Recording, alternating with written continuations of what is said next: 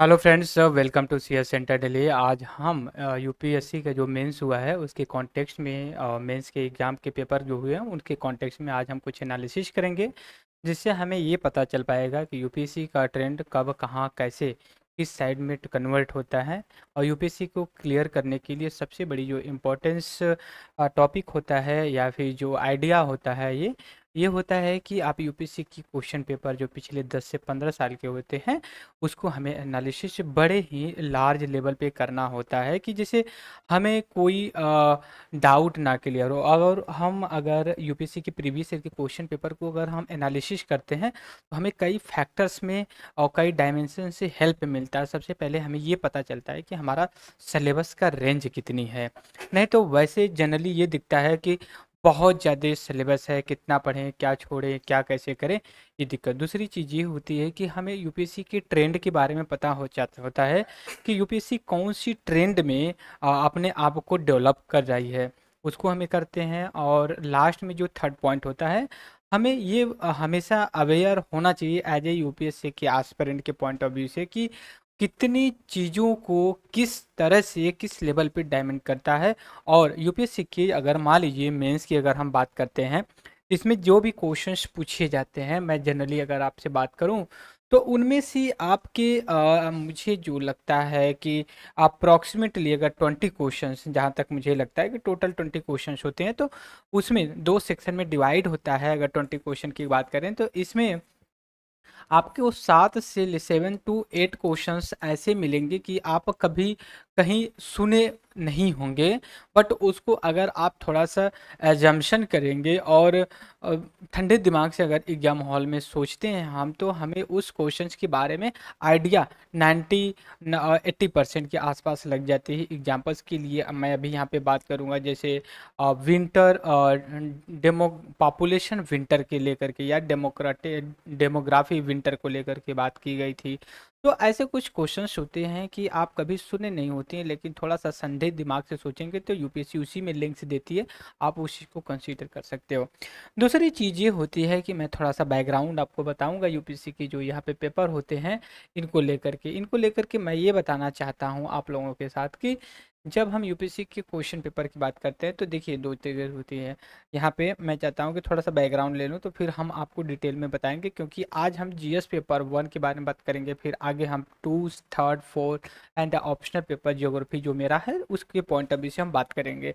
तो देखिए यूपीएससी एक आपका कह सकते हो कि एक कॉन्स्टिट्यूशनल बॉडी है जो कई ऑर्गेनाइजेशन कई एग्जाम को कंडक्ट करवाती है, जैसे CDS, NDS, CAPF, Indian engineering service, Indian economic service, etcetera etcetera, सब चीज़ें बात करवाती है। इसी के साथ यह भी होता है कि उसमें से एक आईएएस एग्जाम होता है, तो आईएएस एग्जाम के लिए हम यूपीएससी की जो आईएएस होता है, इंडियन एडमिनिस्ट्रेटिव सर्विस के पॉइंट ऑफ व्यू से बात करेंगे।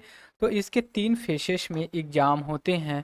आईएएस का पहला होता है जिसको पीटी या प्रीलिम टेस्ट के नाम से जाते हैं, और इसको हिंदी में प्रारंभिक परीक्षा के नाम से भी जाना जाता है।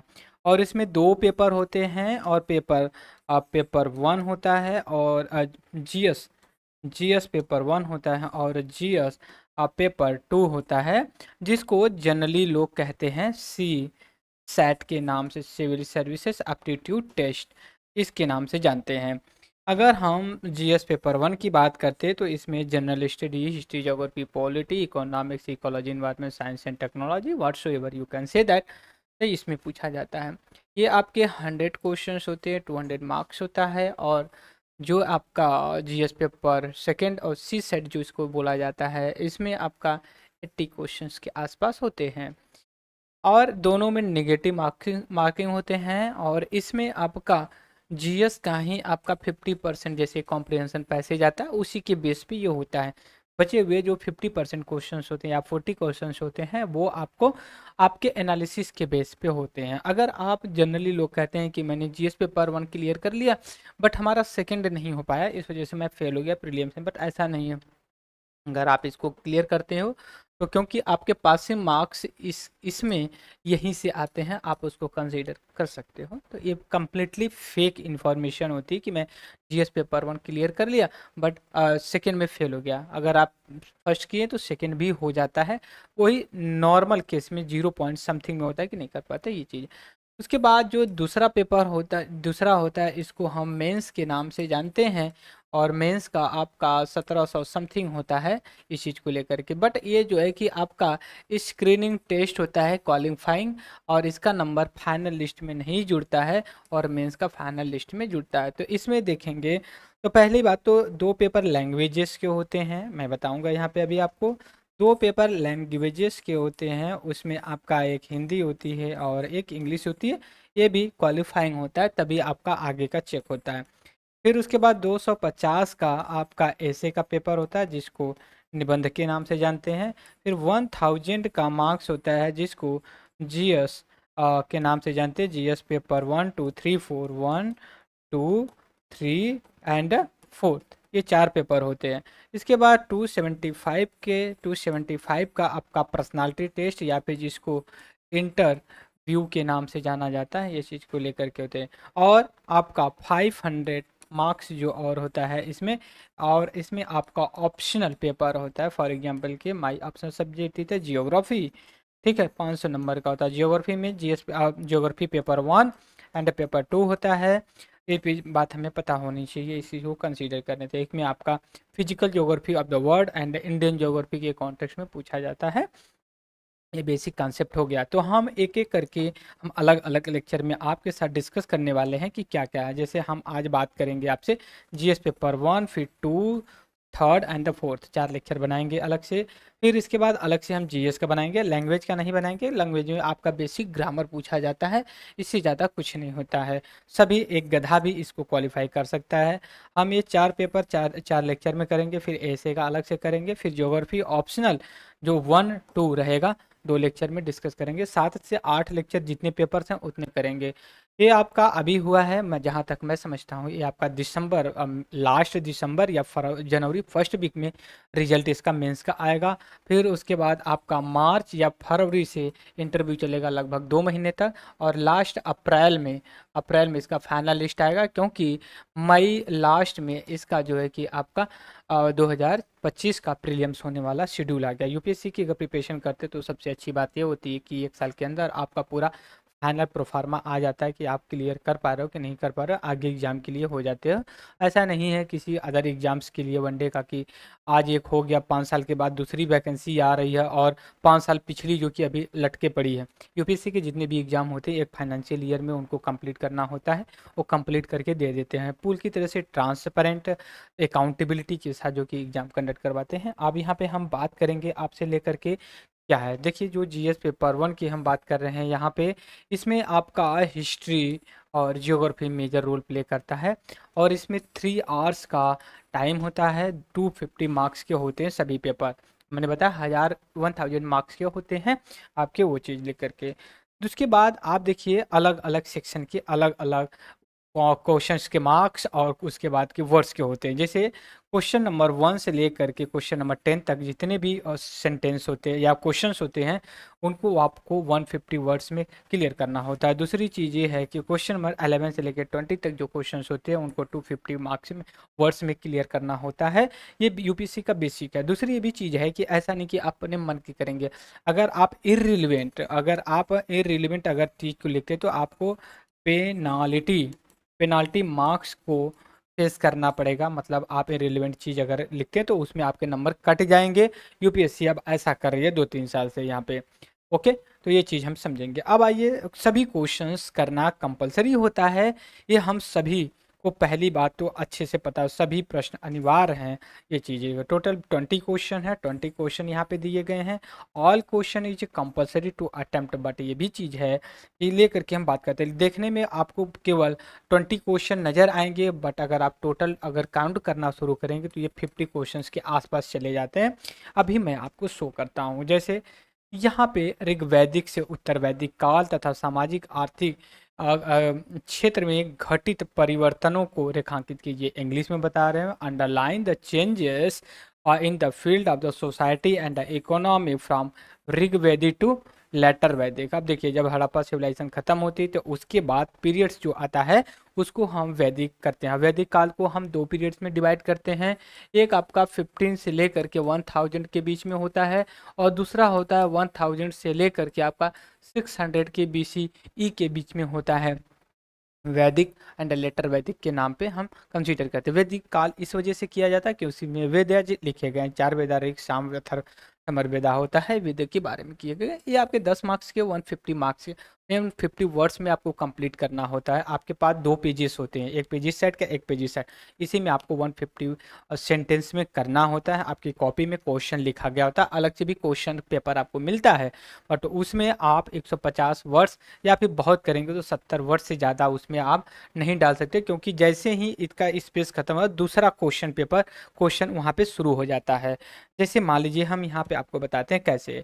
मान लीजिए यहाँ पे क्वेश्चन नंबर 1 लिखा है, और क्वेश्चन नंबर 1 लिखा है और इसमें आपको 250 वर्ड्स में लिखना है, क्योंकि 20 मार्क्स का है।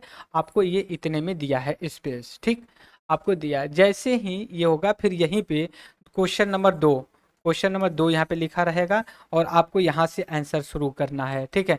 तो आप बताइए, ऐसा तो नहीं क्वेश्चन नंबर 1 का इसमें लेकर के लिख दें, जैसे फिर ये सही हो गया, फिर इसके बीच में करें, फिर उसके बाद क्वेश्चन नंबर 3, यहाँ पे आपका क्वेश्चन नंबर 3 चलेगा। फिर इसके बाद आपका स्पेस छोड़ने के बाद 150 या 250 वर्ड्स छोड़ने के बाद आपको क्वेश्चन नंबर 4 दे दिया जाएगा।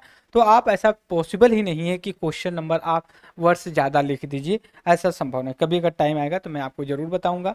तो यहाँ पे आपसे पूछा ये गया है कि वैदिक में सोसाइटी और इकोनॉमिक चेंजेस क्या क्या हुए, उस कंसीडर में लेकर के देखेंगे। पहली बात तो देखिए, एक स्टेबल सोसाइटी हुई, और जो कि एग्रीकल्चर क्या हुआ, एग्रीकल्चर को प्रमोशन मिला और इकोनॉमिक डेवलप हुई।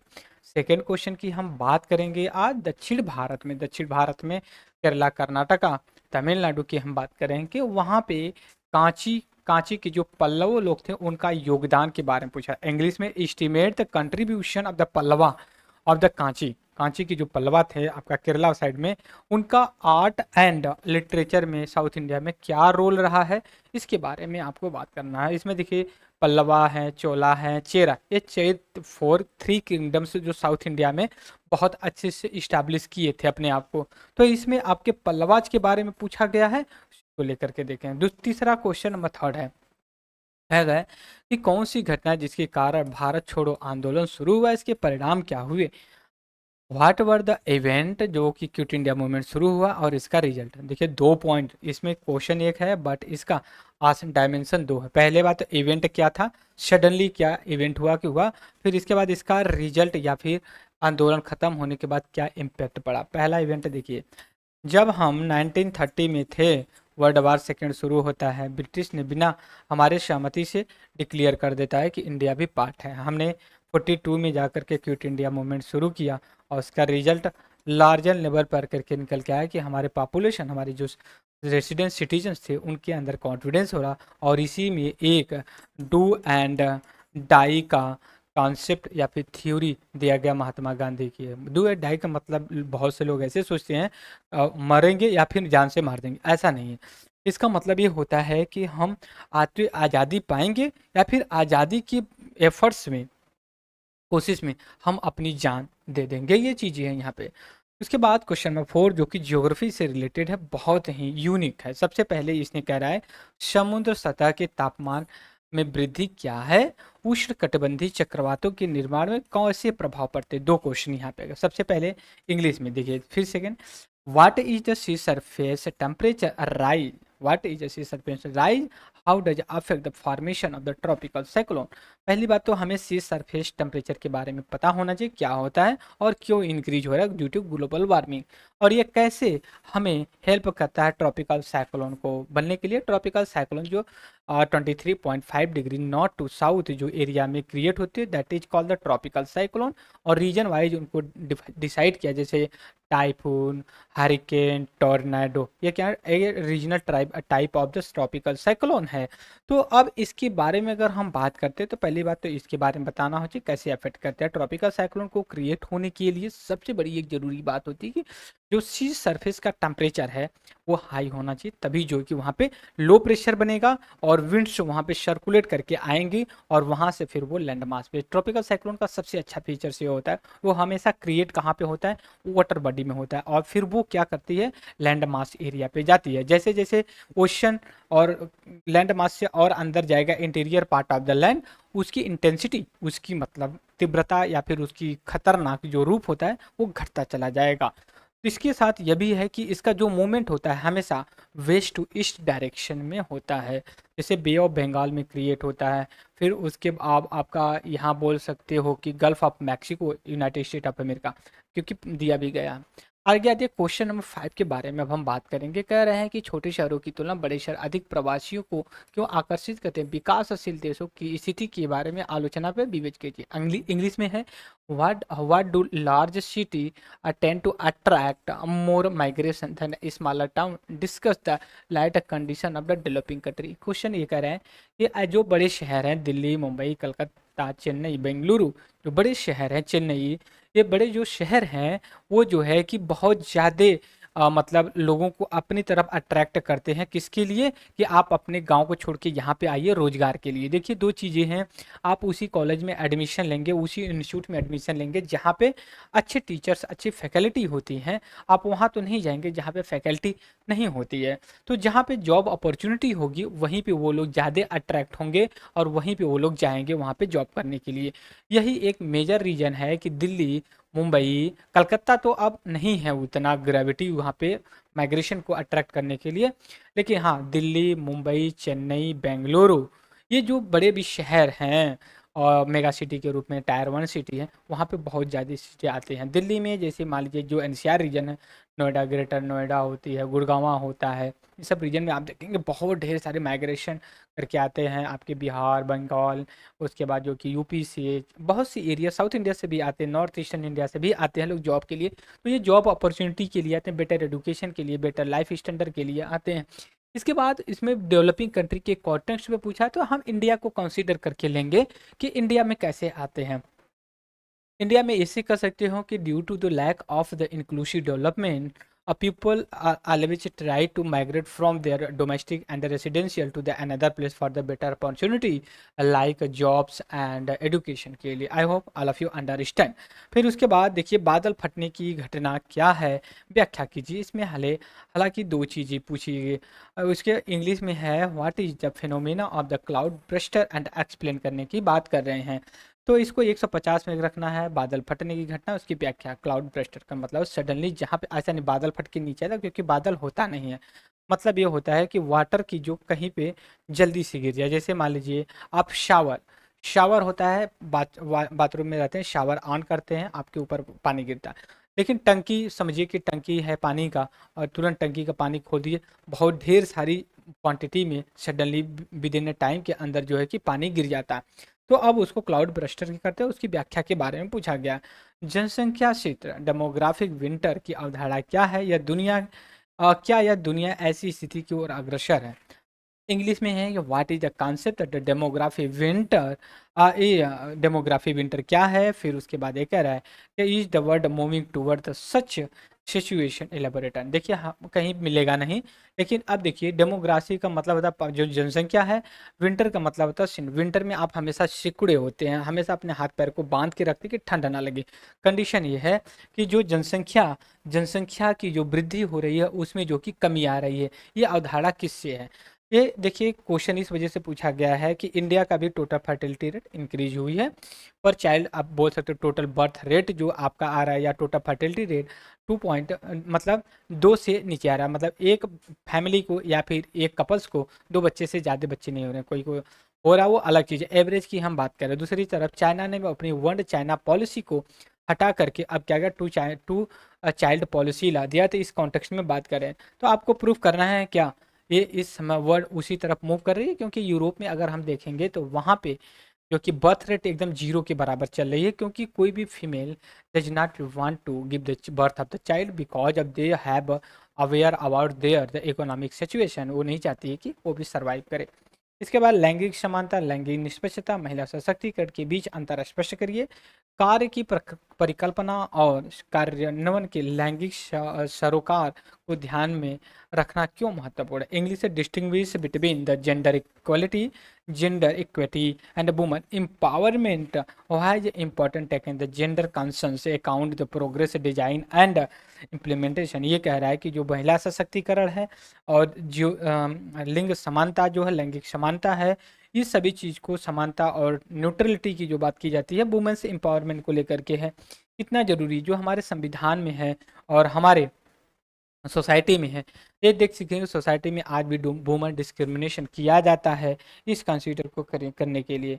दूसरी यह भी चीज़ है कि इसको आपको वुमेन जेंडर इक्वलिटी को लेकर करेंगे, ये सोसाइटी से रिलेटेड सवाल है तो आपको आसानी से किया जा सकता है। समान सामाजिक आर्थिक पक्ष वाली जनजातियों के बीच अंतरजातीय विवाह कुछ हद तक बढ़े हैं, किंतु अंतरधार्मिक विवाहों के बारे में यह कम सच है। कह रहे हैं कि इंटरकास्ट और इंटर रिलीजियस मैरिजेस को लेकर के ये बात कर रहे हैं कि कौन सा बढ़ा है कौन सा घटा है। आपको प्रैक्टिकल किसी बुक में नहीं मिलेगा, ये आपको न्यूज़पेपर में मिल सकता है।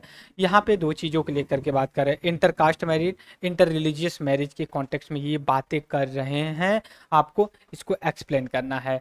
विकास, क्वेश्चन नंबर 10 है, विकास के सामाजिक आर्थिक मुद्दों से निपटने से सरकार, गैर सरकारी और निजी क्षेत्र के बीच में किस प्रकार का सर्वाधिक उपयोगिता होगी? जो हमारे सोशल इकोनॉमिक इशू हैं, जिसको यहाँ पे देखिए, decline with the social economic issue of the development, what kind of the collaboration between the government NGO private sector would be most productive. अब ये कह रहे हैं कि सोशल इकोनॉमिक जो इशू है उसमें गवर्नमेंट, एनजीओ और अदर जो प्राइवेट ऑर्गेनाइजेशन किस तरह से भूमिका निभा सकते हैं इसमें कम करने के लिए, सोशल इकोनॉमिक डिस्पैरिटी को लेकर के। क्वेश्चन नंबर 11 है, हालांकि महान चोल शासक चोला के बारे में पूछा गया है, चोला के बारे में अभी मौजूद नहीं है। हालांकि महान चोल शासक अभी मौजूद नहीं है, लेकिन उनकी कला, वास्तुकला के क्षेत्र में उत्कृष्ट उपलब्धियों के कारण अभी भी उन्हें बहुत गर्व से याद किया जाता। अब देखिए चोला शासन के बारे में, चोला कहाँ पे थे, कैसे थे, उनका जो है कि आप बोल सकते हो कि उनका जो आर्ट और आर्किटेक्चर में जो रोल रहा है वो आज भी उनको याद किया जाता है। आप उस पर टिप्पणी करिए। कहते हैं जीने की, याद रहने के लिए 100 साल जीने की ज़रूरत नहीं है, आप एक ही दिन जिए कि आपको 100 साल लोग याद करें। 16 लोगों ने वैसे ही किया, उन्होंने ऐसी अपनी कला और जो कि आर्ट और लिटरेचर के क्षेत्र में इतना काम किया, उस चीज़ को लेकर के थे। इनके आर्ट और कल्चर के बारे में बताना। क्वेश्चन नंबर 12 है, यह कहना कहाँ तक उचित है कि प्रथम विश्व युद्ध मूलतः शक्ति संतुलन को बनाए रखने के लिए लड़ा गया था? अब ये बात कर रहे हैं कि हाउ फार, कहाँ तक, it is correct to say that first world war fight essential for the preservation और बैलेंस ऑफ द पावर। सबसे पहले बैलेंस ऑफ पावर के बारे में पता होना चाहिए, कोई ज़्यादा शक्तिशाली ना हो और ना ही कोई ज़्यादा जो कि वीकेंड हो। तो इस बात को लेकर शक्ति संतुलन, बैलेंस ऑफ पावर के बारे में बात की जाए।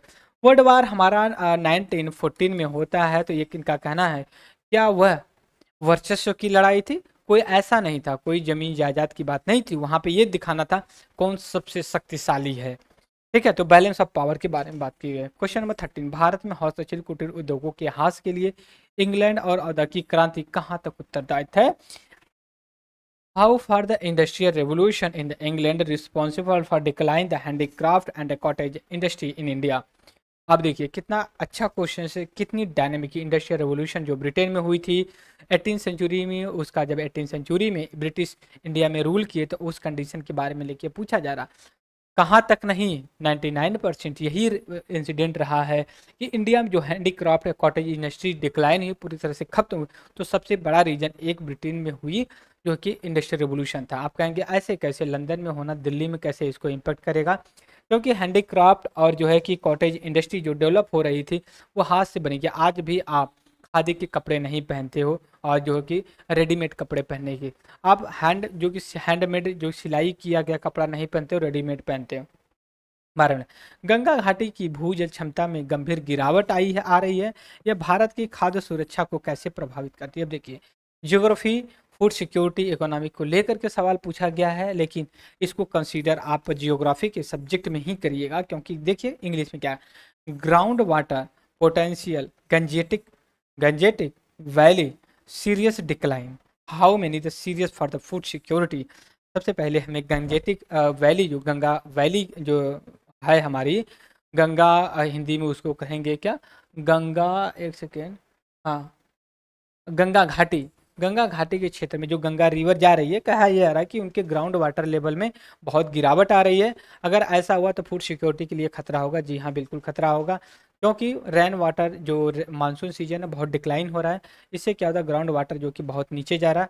तो अगर उससे क्या होगा कि एग्रीकल्चर प्रोडक्शन कम होगा, क्योंकि इंडिया का 90% जो फूड सिक्योरिटी या फूड जो प्रोवाइड किया जाता है, वीट और राइस, मोस्टली आपका गंजेटिक वैली के एरिया में ही, गंजेटिक वैली एरिया में ही प्रोड्यूस किया जाता है। अगर ऐसा हुआ तो खतरा तो होगा ही होगा। तो इस वजह से गवर्नमेंट इंसिस्ट कर रही है क्रॉप डाइवर्सिफिकेशन।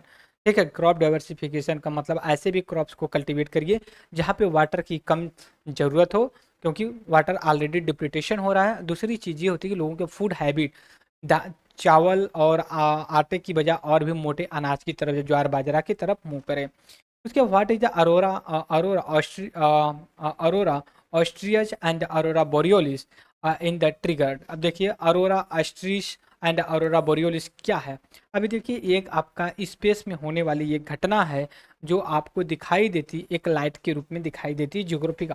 आपका ये क्वेश्चन आपका ट्वेल्थ के एनसीईआरटी में बहुत क्लियर एकदम डिफाइन किया है, ओल्ड एनसीईआरटी में अगर आपके पास होगी।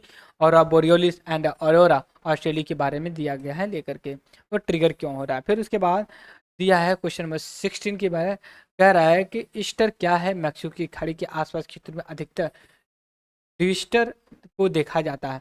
देखिए हमें ट्विस्टर के बारे में नहीं पता है, लेकिन हमें ये पता है कि जो आपका गल्फ ऑफ मैक्सिको है, ये अमेरिका में है, वहाँ पे ज़्यादा से ज़्यादा ट्रॉपिकल साइक्लोन जो कि क्रिएट होता है उसके कॉन्टेक्स्ट में पूछा गया। तो एक तरह का हरिकेन, हरिकेन आपका ट्रॉपिकल साइक्लोन मैक्सिको हुआ है। तो आपको ये बनाना होगा कि क्या है, एक type of the tropical cyclone that is a called the regional name that hurricane. और उसके बाद ये कहना है कि क्यों majority of the twister observe in the area में, क्यों ट्रॉपिकल साइक्लोन जो कि मैक्सिको, गल्फ ऑफ मैक्सिको में देखा जाता है, क्योंकि वहाँ पे एक फेवरेबल इन्वायरमेंट मिलता है for creation of the tropical cyclone. Question number 17 की बात करेंगे, क्षेत्रीय असमानता। क्षेत्रीय असमानता क्या है, यह विविधता किस प्रकार जो है कि भिन्न है। देखिए अगर रीजनल डिस्पैरिटी क्या है और ये कैसे डाइवर्सिटी से अलग है, how serious is issue regional disparity. तीन सवाल पूछा गया। रीजनल डिस्पैरिटी क्या है, रीजनल डिस्पैरिटी का मतलब ये है कि गुजरात, गुजरात है वहाँ पे, और फिर उसके बाद आप वेस्ट एशिया, वेस्ट इंडिया और ईस्ट एशिया में कंपैरिजन करिए। रीजनल डिस्पैरिटी है डेवलपमेंट को लेकर।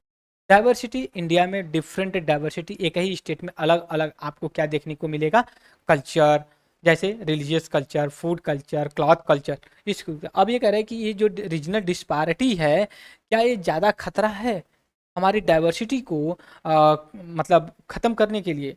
अगर आपके रीजनल डिस्पैरिटी अगर मिली तो वो आपके इंडिया की जो डाइवर्सिटी कहते हैं ना, यूनिटी इन द डाइवर्सिटी, जो हम कॉन्सेप्ट यूज करते हैं, वो कहीं ना कहीं खतरे में पड़ेगी। तो इस वजह से हमें ये होना चाहिए कि रीजनल डेवलपमेंट किया गया, मतलब इंक्लूसिव डेवलपमेंट लाना चाहिए हमारे कंट्री के लिए। ऐसा नहीं कोई स्टेट बहुत ज़्यादा धनी है, कोई स्टेट बहुत गरीब है। क्वेश्चन नंबर 18 का, समानता और सामाजिक न्याय की व्यापक नीतियों के बावजूद अभी तक वंचित वर्गों को संविधान द्वारा परिकल्पित सकारात्मक कार्रवाई का पूरा लाभ नहीं मिल रहा है। टिप्पणी करना, इंग्लिश है, despite the comprehensive policy for the equality and the social justice, underprivileged section are not getting full benefit for affirmative action envisaged by the constitution। कह रहा है कि हमारे जो संविधान में इक्विटी मतलब समानता और सामाजिक न्याय की जो बात किया गया, अभी उन लोगों को नहीं मिला है जिनके बारे में बात की जा रही है। इसको आपको प्रूफ करना है, क्योंकि ये पूछ रहा है कमेंट करने के लिए। तो ये आपको पूछना है कि भाई नहीं दिया गया है, due course of the time उनको एम्पावरमेंट किया गया। जैसे क्या दलितों को अब जो है कि वोटिंग राइट नहीं है, उनको भी वोटिंग राइट है। क्या उनको हायर एजुकेशन में रिजर्वेशन नहीं दिया जा रहा है। क्या अदर रिलीजियस जो अदर देन मिनॉरिटी में रिलीजियस है, क्या उनको उनकी इंस्टीट्यूशन को जो नहीं दिया जा रहा। तो आपको एक बात देखिए, हमेशा प्लस पॉइंट में लेकर के चलना है कि नहीं दिया गया है, बट हाँ अभी भी बहुत कुछ करने की ज़रूरत है। ये नहीं कि एक ही डायरेक्शन में आप लिख करके चले जाइए कि नहीं दिया गया, ये ऐसे हैं वो वैसे हैं, जो व्हाट्सएप यूनिवर्सिटी में चलता है ट्रेंड। ठीक है, हिंदू मुस्लिम, फिर उसके बाद एससी एसटी, ये सब ऐसा नहीं करना। अगर आप यूपीएससी के एस्पिरेंट हो तो आपको एक न्यूट्रल बनना चाहिए, क्योंकि जिन्होंने संविधान को लिखा, कॉन्स्टिट्यूशन को लिखा, वो थे भीमराव अंबेडकर। वो दलित कम्युनिटी को रिप्रेजेंट करते थे, लेकिन कहीं भी जब उन्होंने आज कॉन्स्टिट्यूशन को लिख रहे थे तो कहीं पे भी दलित का उन्होंने रिफ्लेक्शन नहीं दिखाई दिया। आइए क्वेश्चन नंबर 19 पे देखते हैं। वैश्वीकरण के विभिन्न वर्गों की उनकी कुशलता युवा, वैश्वीकरण ने विभिन्न वर्गों की कुशलता युवा और अविवाहित महिलाओं द्वारा शहरी प्रवासन में वृद्धि की। इस प्रवृत्ति ने उनकी व्यक्तिगत स्वतंत्रता, परिवार के साथ संबंधों पर क्या प्रभाव डाला। English. Globalisation has increase urban migration by skilled young and unmarried women from the various classes. How this trend impact upon their personal freedom and relationship with family. अब ये कह रहे हैं ग्लोबलाइजेशन के बारे में टॉपिक पूछा गया है कि ग्लोबलाइजेशन की वजह से जो कह रहे हैं कि जो अर्बन माइग्रेशन बढ़ा, उसके बाद जो by urban migration by the skill और यंग जो लोग थे और अनमैरिड जो वुमेन्स गर्ल्स होती हैं उनका शहर की तरफ प्रवासन हुआ। तो ये कह रहे हैं कि इससे क्या हुआ, उनकी फैमिली और उनकी पर्सनल जो है कि फ्रीडम इम्पैक्ट में क्या अंतर पड़ा। तो देखिए दो चीज़ें, हमेशा आपको पॉजिटिव करना, कुछ निगेटिव जो कंजर्वेटिव माइंड्स के होते हैं उनको हटा दीजिए। हमेशा पॉजिटिव इम्पैक्ट में पड़ा है हमारा। जब कहते हैं कि वुमेन्स अगर घर की दहली को दाग जाती है तो फिर वो वापस नहीं आती, ये कही कहाई कहावत है। लेकिन आज हमें ज़रूरत ये है कि जिस कंट्री में अगर वुमेन्स और मेल की बराबर रेशियो हो, तो हम ऐसा क्यों सोचें कि वुमेन घर में ही अपना जो कि चौका चौका बेलन करे, उसको भी काम करना चाहिए। रिलेशन पे इम्पैक्ट पड़ा है, कुछ पॉजिटिव भी पड़ा है, कुछ निगेटिव भी पड़ा है। तो आज जो कहावत परंपरा में कही गई है, बाप बड़ा ना भैया सबसे बड़ा रुपया, वो कॉन्सेप्ट आज भी है। आपके पास पैसे तो सब रिलेशन आपका परफेक्ट है, अदरवाइज नहीं है। तो यहाँ पे जो बात किया जा रहा है ग्लोबलाइजेशन को ला करके आपका फ्रीडम से रिलेशन किया जा रहा उनके लिए, जो अनमैरिड वुमेन्स हैं उनके लिए। देखिए skilled and young unmarried women को लेकर के कंसीडर किया जा रहा है, आपको ग्लोबलाइजेशन को लेकर के करना। Last question of the day का यह है कि इस अभिमत पर आलोचनात्मक विश्लेषण कीजिए कि भारत की सांस्कृतिक विविधता और सामाजिक आर्थिक सीमितता के बीच में गहरा संबंध है। इंग्लिश में critical analysis analyze the proposition that there is a high correlation between cultural diversity and the social economic marginalization। अब देखिए कल्चरल डाइवर्सिटी क्या है। पंजाब में लोहरी, यूपी गुजरात में आप बोल सकते हो कि खिचड़ी, मकर संक्रांति, पोंगल, बिहू करते हैं, कल्चरल डाइवर्सिटी है। क्या आप इसमें कह रहे हैं कि सोशल इकोनॉमिक मार्जिनलाइजेशन के बीच में क्या रिलेशन है। एक बात बताइए, रिलेशन पॉजिटिव निगेटिव दोनों है। आप बताइए जो गरीब लोग हैं, जो आपका सोशल इकोनॉमिक कंडीशन में वीक हैं, क्या वो लोहरी नहीं मनाते, क्या वो खिचड़ी नहीं मनाते, क्या वो जो कि पोंगल डोंगल नहीं मनाते, मनाते हैं सभी लोग। बट ये है तो मार्जिनलाइजेशन जो है सबके लिए किया जाता है, लेकिन कुछ लेवल पे ये होता है कि जिनके पास इकोनॉमिक कैपेसिटी नहीं होती, तो कहीं ना कहीं कुछ चीज़ को लेके कंसीडर ये कॉन्सेंसियस होते हैं। तो हमने जो आपको कंडीशन किया, अभी आपको यहाँ पे एक चीज़ देखने को ये मिलेगी, जितने भी हमने 20 क्वेश्चंस को डिस्कस किया, इसमें से कम 10 से लेकर के 40 क्वेश्चंस ऐसे आए होंगे कि जो आपका करंट अफेयर्स के बेसिस पे रहा है। बात जैसे अभी हम आपको कंसीडर कर देते हैं, मैं कलर चेंज करता हूँ, बस 2 मिनट लगेगा, हम उसको आपको बताते हैं। पहली बात, यह भी यहाँ पे सोशल इकोनॉमी यह भी रहा है, ग्लोबलाइजेशन भी रहा है क्वेश्चन नंबर 2, और क्वेश्चन नंबर 3 भी रहा है, क्षेत्रीय असमानता ये भी रही है।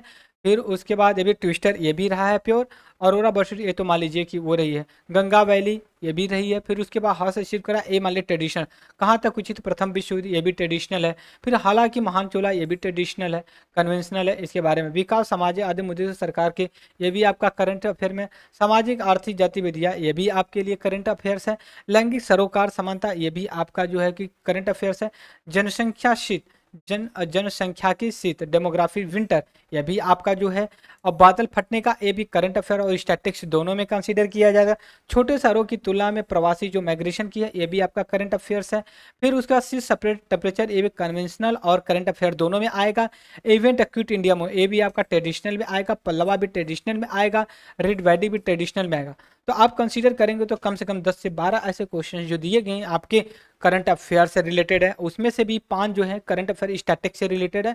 हमारा जो अभी डिस्कशन बंद हुआ है करंट अफेयर स्टैटिक्स जो हम न्यूज़पेपर डिस्कस करें, जल्द ही हम आपके साथ जल्द आ रहे हैं, क्योंकि थोड़ा सा बिजी और शेड्यूल चल रहा है तो इस वजह से हम नहीं कर पा रहे हैं, लेकिन मेक श्योर कि हम करेंगे।